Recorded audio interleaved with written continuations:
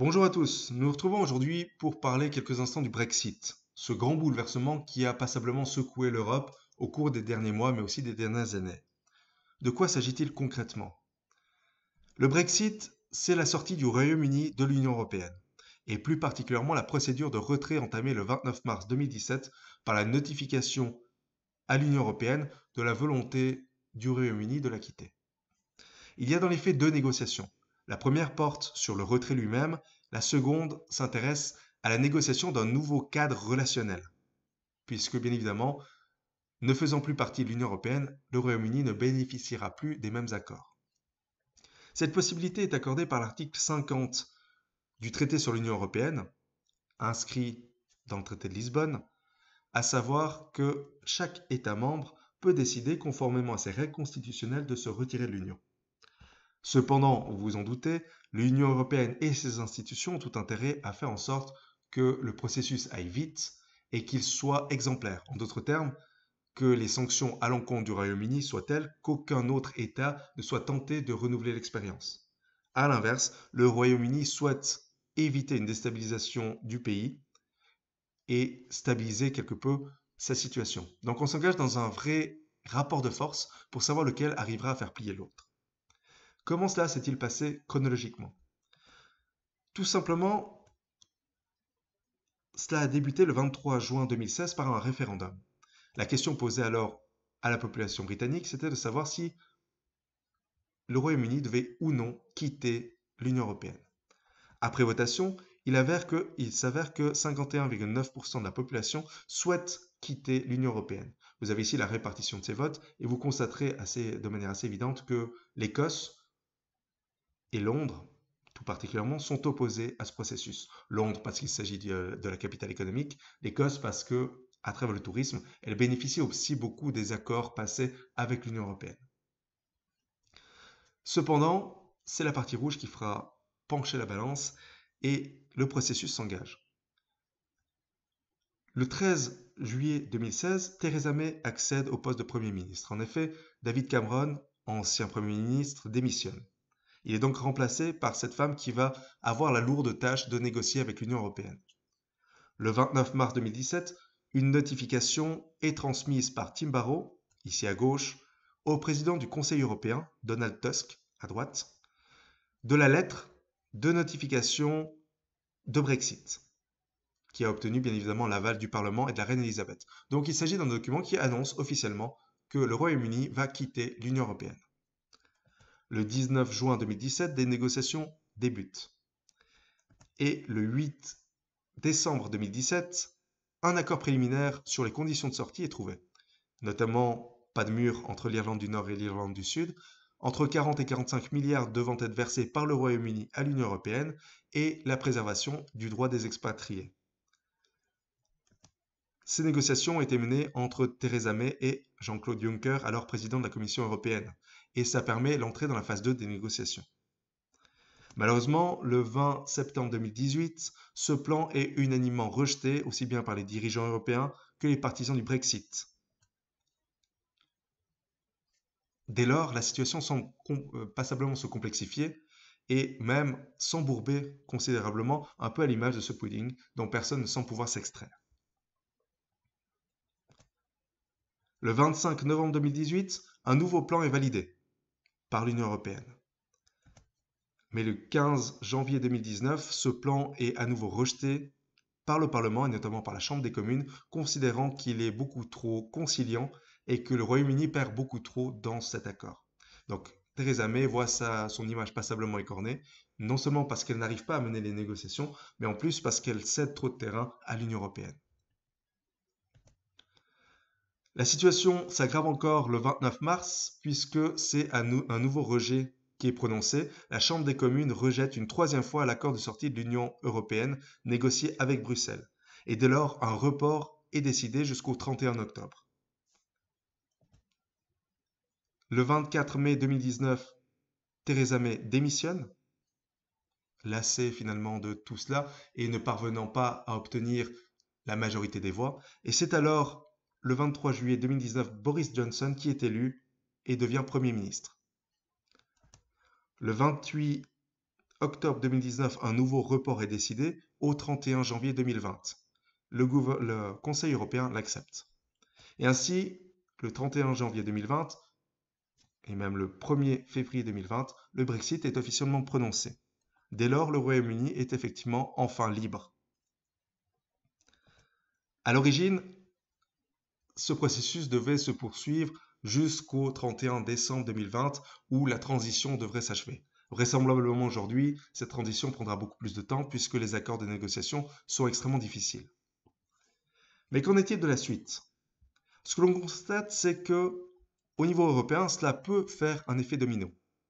L'Union européenne sort considérablement fragilisée de cet accord puisque le Royaume-Uni était une puissance économique indéniable, un leader au niveau européen, et parce que d'autres États pourraient être tentés de suivre le même chemin, à l'image de la Flandre, par exemple, en Belgique, de la Corse, en France, de la Catalogne, en Espagne, du Pays Basque, en Espagne également.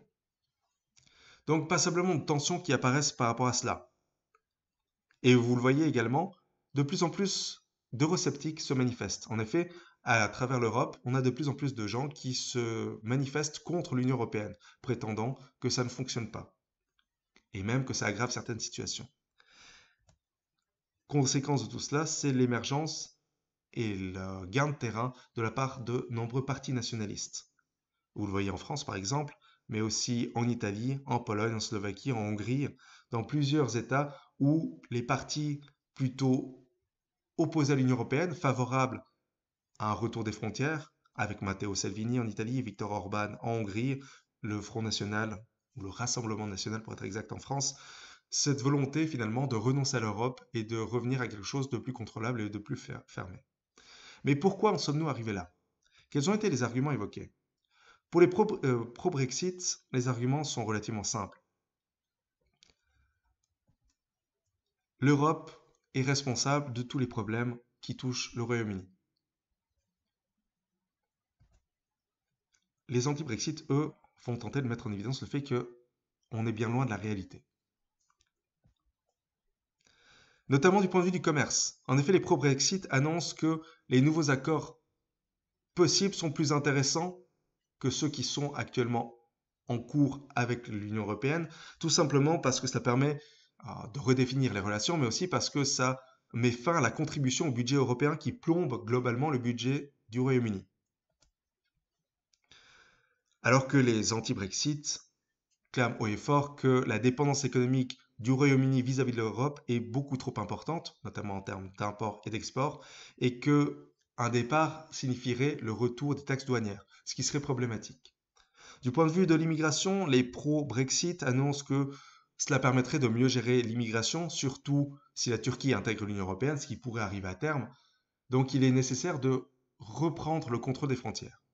Les anti-Brexit, par contre, affirment haut et fort que les migrants apportent des impôts extrêmement importants et que si le Royaume-Uni venait à quitter l'Union européenne, la France cesserait d'assurer le contrôle des frontières au niveau de la Manche. Donc ce serait une nouvelle charge économique de la responsabilité du Royaume-Uni. D'un point de vue politique, les pro-Brexit affirment que cela constituerait un regain d'indépendance. Plutôt que de dépendre de l'Union européenne, la politique intérieure pourrait être à nouveau gérée par le gouvernement britannique et par la population britannique. Ça lui permettrait aussi de gagner en influence et de ne plus se soumettre à des lois qui ne sont pas toujours acceptées. A l'inverse, les anti-Brexit considèrent qu'il s'agit d'une perte d'influence sur la scène mondiale. Alors qu'elle a actuellement deux voix, celle de l'Union britannique elle-même et celle de l'Union européenne, elle n'en aurait plus qu'une et aurait beaucoup plus de peine à faire passer ses décisions, à faire entendre sa voix. De la même manière, de nouveaux référendums seraient possibles, notamment du point de vue écossais, qui pourrait être tenté de quitter l'Union du Royaume-Uni. En termes de sécurité également, et c'est le dernier point, les pro-Brexit affirment que les institutions européennes sont inefficaces et même que les lois prononcées au sein de l'Union européenne freinent la lutte contre le terrorisme, alors que les anti-Brexit, eux, prétendent que cela mettrait fin aux échanges d'informations qui sont pourtant indispensables à la lutte antiterroriste. Donc vous le voyez, passablement d'opposition entre ceux qui sont pour le Brexit et ceux qui sont contre. Cette crainte, d'un point de vue économique, de perdre de l'argent d'un côté, d'en gagner de l'autre, la question de l'immigration, la question de la lutte contre le terrorisme et la question de la politique intérieure. Résumé ici sur un graphique qui vous permet de situer un petit peu ces éléments. Même constat d'ailleurs ici, un peu plus étendu, puisque vous le voyez, ça concerne également les emplois, mais aussi la question des lois, de l'influence, etc. Qu'en est-il de la Suisse dans ce contexte?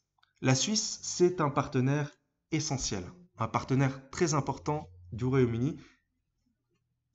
Et c'est pour ça que depuis 2017, le Royaume-Uni, qui était le 6e plus grand marché d'exportation de la Suisse et son 8e plus grand fournisseur, a entrepris de négocier de nouveaux accords. En effet, près de 58 600 vols relient chaque année la Suisse et le Royaume-Uni. Chaque année, le Royaume-Uni apparaît comme la 2e destination après l'Allemagne des vols en partance de la Suisse. Le Royaume-Uni compte d'ailleurs 34 500 ressortissants suisses sur son territoire et la Suisse 41 000 citoyens britanniques sur son propre territoire. Donc c'est un partenaire extrêmement important et il convient de maintenir au maximum les relations. D'où la stratégie Mind the Gap qui a pour ambition, à travers des relations bilatérales, de combler les vides qui seront laissés par la sortie de l'Union européenne. Donc de nouveaux accords commerciaux, de nouveaux accords sur les assurances et sur le transport routier, de nouveaux accords sur le transport aérien également. Tout cela en vue d'éviter justement que la rupture soit trop brutale et que la Suisse puisse maintenir des relations avec le Royaume-Uni malgré la séparation. Des accords qui donc ont été signés progressivement entre les différents présidents et ministres suisses avec les différentes figures du gouvernement britannique. L'idée, c'est aussi que la sortie du Royaume-Uni peut avoir des répercussions sur la Suisse. L'Union se trouve au défi de traiter à la fois avec la Suisse et avec le Royaume-Uni, puisque la Suisse ne fait pas partie de l'Union européenne, vous le savez. Et donc, bien évidemment, dans ce contexte, elle a durci ses relations avec la Suisse, puisqu'elle voulait éviter d'être trop favorable à la sortie du Royaume-Uni. Donc, l'un et l'autre ont tout intérêt, dans une certaine mesure, à s'allier pour trouver des accords et éviter que la situation ne se complique trop de chaque côté. Vous avez ici un bref résumé de ce lien finalement, notamment économique, entre la Grande-Bretagne et la Suisse. Et vous voyez le rôle de la Suisse dans l'économie du Royaume-Uni. Un rôle bien évidemment assez faible, mais ça n'en reste pas moins des investissements importants. Et à l'inverse, vous le voyez également pour ce qui est des investissements britanniques à l'étranger, la Suisse est un pays relativement bien représenté. De la même manière, sur ce graphique, vous le voyez, la Grande-Bretagne est l'un des principaux partenaires commerciaux de Suisse au niveau des exportations, mais aussi au niveau des importations. Donc la Grande-Bretagne, c'est un marché important dans les échanges de biens, en particulier pour les produits chimiques, pharmaceutiques, pour les machines, pour les véhicules et pour l'horlogerie.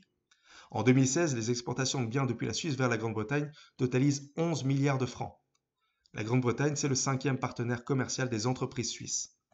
Vous le voyez également sur ce graphique, en termes de représentation, le rôle majeur que ces investissements étrangers peuvent faire.